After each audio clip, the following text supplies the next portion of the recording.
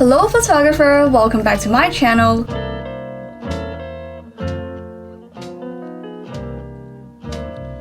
It's Belinda and this is where we talk all about photography, from inspiration to camera techniques to editing skills so that you could take better photos. This video is going to be all about this guy I have over here, which is the 50mm f1.8 prime lens for the full frame camera. Well, looking back at my photography career, this is probably one of the best investments I've ever made in terms of upgrading my gear, and I've owned this for the longest period of time, apart from the kit lens which nobody uses anyway. So in this video, I'm gonna go into greater detail as to what the specs are of the lens and what that means for your photography. Here is an overall comment I have on the lens, which is that it's generally a good move if you are trying to move away from beginner territory and you're interested in making some side money from photography, because this lens is going to open up so many possibilities for your photography. So without further ado, let's dive right in. I totally understand how it feels to be a broke photographer, because especially when you're just starting out, no one's gonna give you a handsome budget to buy a bunch of gear on, and so here is definitely some good news for you. The 50mm family of lenses generally belong to the more affordable end in the lens market. There will be some variations as to the exact price, because for instance, this one was from Yongnuo, which is generally regarded as a more affordable brand than household brand names like Canon and Nikon. Also, when we talk about a Nifty 50, we are usually referring to the 50mm f1.8, but there are also other variations which open down to f1.4 or even f1.2, and so these are gonna be on the more pricier end. As we will see later, you definitely get what you pay for, and that is why this lens is more of like a jack of all trades. But it's a good move for beginner photographers who are trying to turn pro, because honestly you don't really know what genre of photography you're trying to specialize in, and this lens does the job for you. It lets you test out the waters, and by now you're probably so done with the kit lens anyway, so why not give it a try? Images shot on a 50mm lens typically have this natural looking quality that goes with them. Everything just seems to look really normal and alright straight from camera without having to go through any sort of editing. That is because the Nifty 50 comes really close to the human eye in terms of the focal length.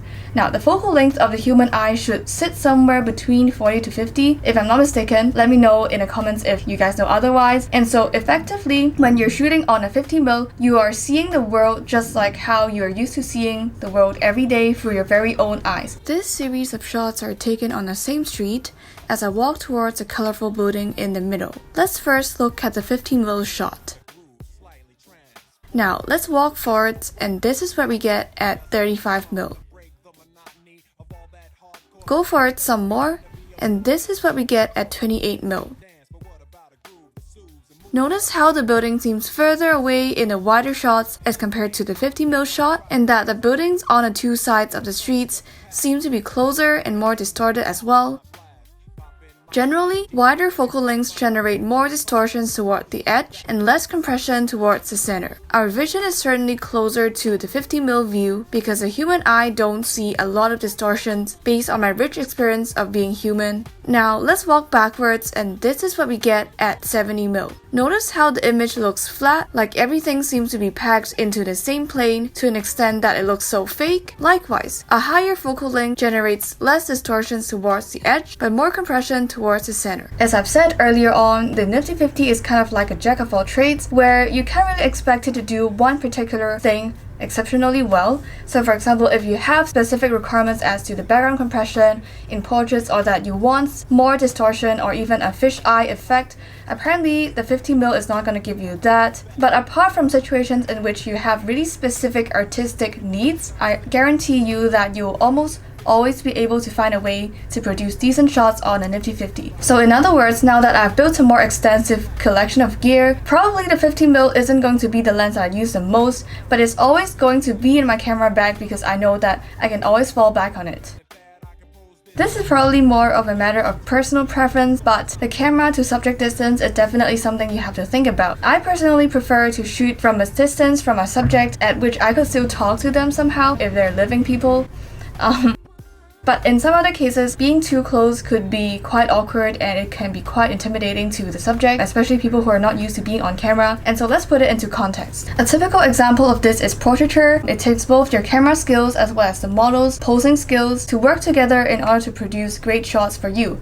And so it's really key that the model isn't so far away from you that they can't even hear your directions, or that sometimes when you're shooting outdoors, especially on streets, it can be really noisy, and that's why it can be really exhausting to have to shout over a long distance. Now when it comes to street photography, I also alluded to this point in this video right here, which is the fact that sometimes as a street photographer, in order to get candid shots, I will have to remain invisible and try to not be noticed by the people in the scene so that I can actually capture the scene as it is. So in circumstances like this, I find that the 50mm is like a sweet spot between being too close and being intimidating versus being too far away and too distant from the subject to build a connection to work together.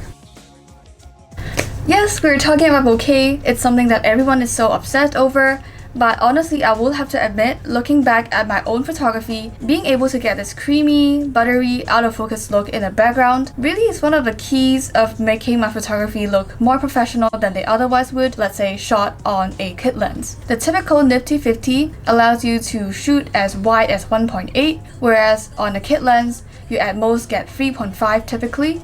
And you know, 3.5 doesn't really sound that much of a difference from 1.8, but honestly, if you do the math, it's 3.5, 2.8, 2.4, 2.0, 1.8. Yeah, so that is at least 4 stops of difference.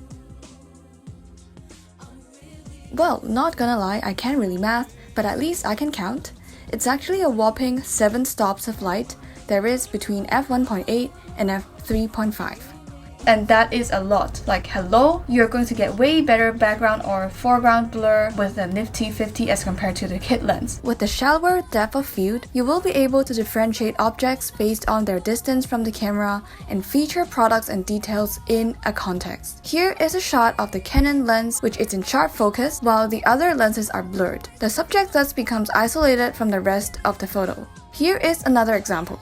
Using a lifestyle shot mainly featuring the book. There are so many things in frame, some behind the book and some in front, but only the book remains in focus while the rest fades into a blur. This makes the protagonist, which is the book in this case, stand out more, while also allowing some room for storytelling, aka presenting a brief idea of what else is in the back beside the book. Based off the math I did in the last section regarding bokeh, we saw how f1.8 is actually 4 steps more light than f3.5. And the relationship between each stop is that it doubles the amount of light. So f1.8 is technically 2 to the power of 4 times more light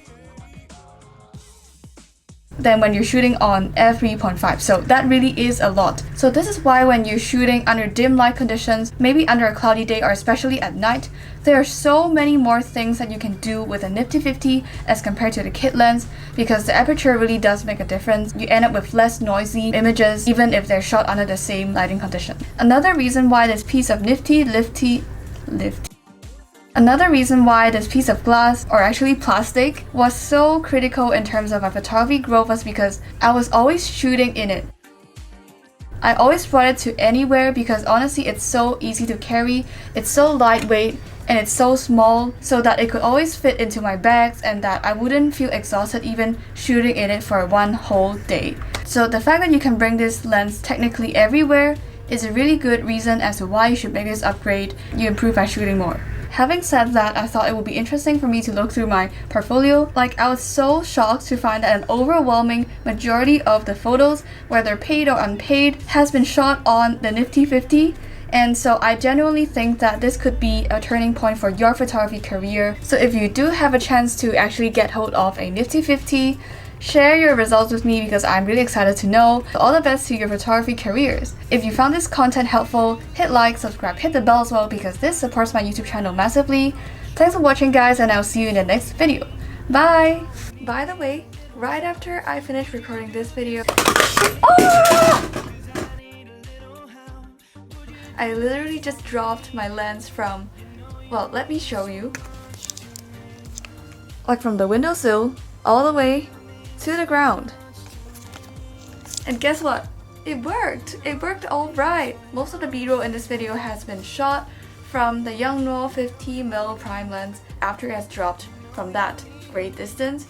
And so kudos to the Yongnuo team, great job. I hope that this is a good testimony to how resilient the lens is. Bye!